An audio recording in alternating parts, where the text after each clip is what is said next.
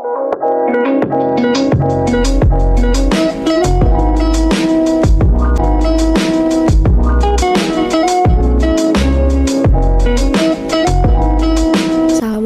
warahmatullahi wabarakatuh.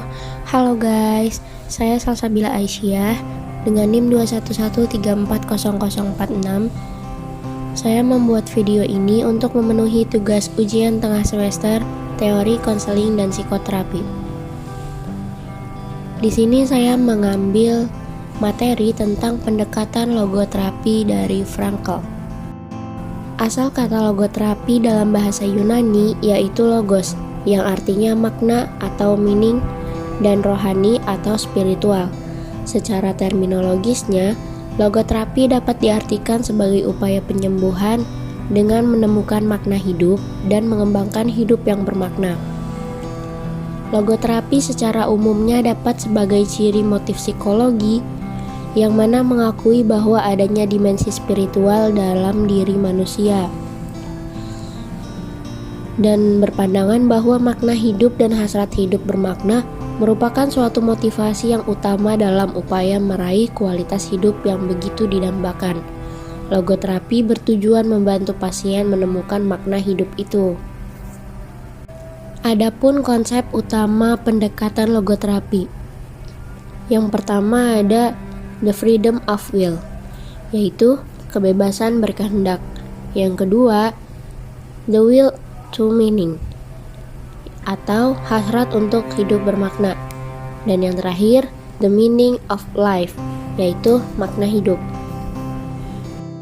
Dalam hidupnya, manusia memiliki kebebasan dalam berkehendak, melakukan semua yang dia inginkan, walaupun manusia diciptakan dengan sebaik-baiknya, tapi manusia tak luput dari kekurangan dan memiliki keterbatasan. Ini penjelasan dari the freedom of will. Nah, sebagai penekanan bahwa maksud kebebasan berkehendak ini bukan maksud bebas dalam segala hal, tapi bebas di sini yaitu manusia berkehendak untuk menentukan sikapnya. Jadi baik atau buruknya manusia itulah sendiri yang akan memilih. Selanjutnya ada the will to meaning. Memiliki hidup yang mengantarkan kebahagiaan merupakan dambaan bagi setiap orang normal, dan dengan menemukan makna hidup itulah jalan mencapai kebahagiaan. Seperti seseorang akan bekerja keras demi keluarganya bisa hidup, maka bekerja tersebut bisa memberikan kesenangan batin bagi dirinya dan mendorong ia untuk bekerja, yaitu kehendak. Selanjutnya the meaning of life. Nah, makna hidup dianggap hal yang sangat penting dan berharga serta bisa memberikan makna khusus bagi seseorang tersebut. Kehidupan seseorang akan mempunyai arah dan tujuan jika dia memiliki makna hidup, sehingga dia tidak merasakan kehampaan hidup. Kemudian ada teknik dan prosedur terapeutik. Yang pertama ada paradoxical intention. Yang kedua ada dereflection. Yang ketiga ada medical ministry atau bimbingan rohani. Yang keempat ada modification of attitude. Yang kelima ada appealing technique.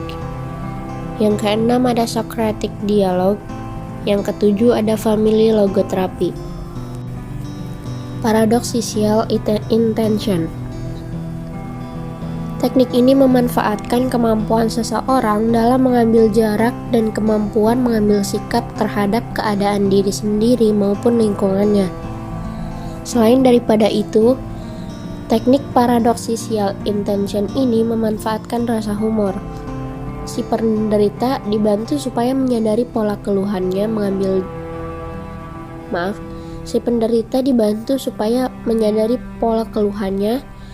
mengambil jarak pada keluhannya itu dan menanggapinya sendiri secara humoris, seperti berusaha untuk mengubah sikap si penderita yang awalnya serba takut menjadi akrab dengan sesuatu yang justru ditakutinya. Kemudian dereflection. Nah, teknik ini memanfaatkan kemampuan transendensi diri yang ada dalam diri tiap individu. Dalam transendensi ini, individu tersebut berusaha untuk membebaskan diri dari kondisinya ataupun tidak lagi terlalu memikirkan keluhan-keluhannya. Kemudian ia lebih mengalihkan atau mencurahkan perhatiannya kepada hal positif, bermakna dan berguna baginya. Kemudian dia berusaha untuk merealisasikannya. Teknik ini diharapkan bisa membantu mengubah sikap individu yang awalnya terlalu memperhatikan kesenangan diri, sekarang melakukan komitmen untuk melakukan sesuatu yang penting baginya. Selanjutnya ada medical ministry atau bimbingan rohani. Frankl mengungkapkan bahwa dalam logoterapi ini ada pula kasus yang mana tidak memerlukan terapi, melainkan perlunya bimbingan rohani. Nah, melalui bimbingan rohani ini seseorang didorong ke arah merealisasikan nilai-nilai bersikap, menunjukkan sikap positif terhadap penderitanya, sehingga si penderita tersebut bisa menemukan makna dari penderitaannya. Selanjutnya, modification of attitude. Teknik ini bisa digunakan untuk mengatasi masalah coping dan masalah pasien yang berbicara terus-menerus atau kacau tanpa tujuan, dan bagi yang memiliki perilaku negatif. Selanjutnya, appealing technique. Nah, metode ini seorang terapis menolong penderita di mana mereka merasakan kehampaan hidup guna menemukan makna hidupnya sendiri dan mampu menetapkan tujuan hidupnya dengan jelas. Karena makna hidup ini tidak bisa ditemukan oleh logoterapi. Logoterapi hanya membantu membuka pandangan penderita terhadap nilai makna hidup.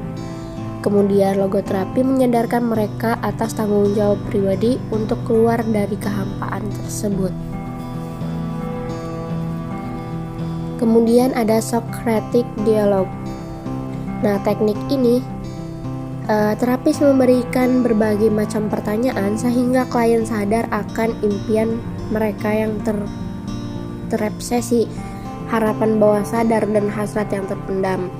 Ini merupakan percakapan antara terapis dengan klien, di mana terapis menggunakan pertanyaan kepada klien dengan maksud si klien bisa menemukan jawaban dari permasalahan yang dialaminya. Kemudian, family logoterapi.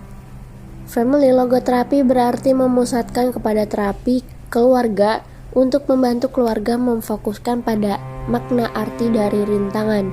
Sebagai akibatnya, anggota keluarga yang bermasalah menyadari tentang makna hidup anggota keluarganya yang bermasalah.